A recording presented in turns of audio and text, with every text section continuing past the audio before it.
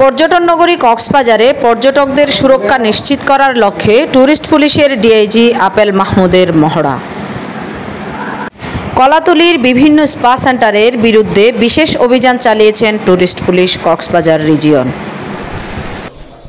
নামে বেনামে বিভিন্ন স্পা গড়ে উঠেছে এবং সেসব স্পার আড়ালে বিভিন্ন ধরনের বিশৃঙ্খলা, মাদক, ইয়াবা ব্যবসা চলতেছে এবং আমরা আজকে ট্র্যাক করেছি যে এখানে রোহিঙ্গা আছে কিনা এবং তাদেরকে দূরপূর্বক বিভিন্ন মাধ্যম ও সংবাদ মাধ্যম থেকে উক্ত স্পা সেন্টারের বিরুদ্ধে নানা অনিয়মের অভিযোগ উঠায় গতকাল রাতে এ অভিযান চালানো হয় এবং বিশেষ করে পর্যটকদেরকে হয়রানি এবং ব্ল্যাকমেইল করতে দেওয়া হবে না। এক্ষেত্রে আমি সাংবাদিক ভাইদের সহযোগিতা কামনা করছি এবং আপনারা এ সময় স্পা সেন্টারগুলোকে হুঁশিয়ার করে বলা হয় শিগগিরই অনিয়মের বিরুদ্ধে আরও অভিযান পরিচালিত হবে।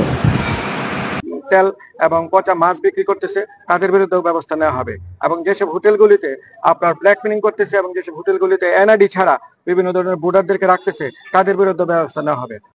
প্রাপ্ত অভিযোগের অনুসন্ধান চলছে বলে জানান ট্যুরিস্ট পুলিশের অতিরিক্ত ডিআইজি আপেল মাহমুদ। তিনি পর্যটকদের অনুরোধ করেন স্পা সেন্টারগুলো দ্বারা কোনো ধরনের হয়রানির শিকার হলে ট্যুরিস্ট পুলিশের বক্স অথবা কন্ট্রোল রুমের 0132016000 নাম্বারে অভিযোগ করার। তিনি কাগজপত্রবিহীন স্পা পরিচালনা অথবা পর্যটকদের ব্ল্যাকমেইলিং করলে কঠোর আইনগত ব্যবস্থা নেওয়া হবে বলে উল্লেখ করেন।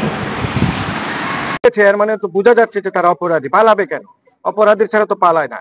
তো পালিয়েছে তাদের মালিককে আমরা বলে দিয়েছি তাদের কাগজপত্র জমা দেওয়ার জন্য, কোন মেয়ে আছে, কিভাবে আছে, তাদের থেরাপিস্ট কোনো প্রশিক্ষণ আছে কিনা এবং তারা কোনো নিয়মের আদলে চলে কিনা, অথবা এটাকে কেন্দ্র করে কোনো চাঁদাবাজি, পাল্টা চাঁদাবাজি, মামলা পাল্টা মামলা, এই বিষয়ে যে অস্থিরতা তৈরি করে ফেলেছে কক্সবাজার এই পর্যটন শিল্পকে কেন্দ্র করে, সব ধরনের অস্থিরতা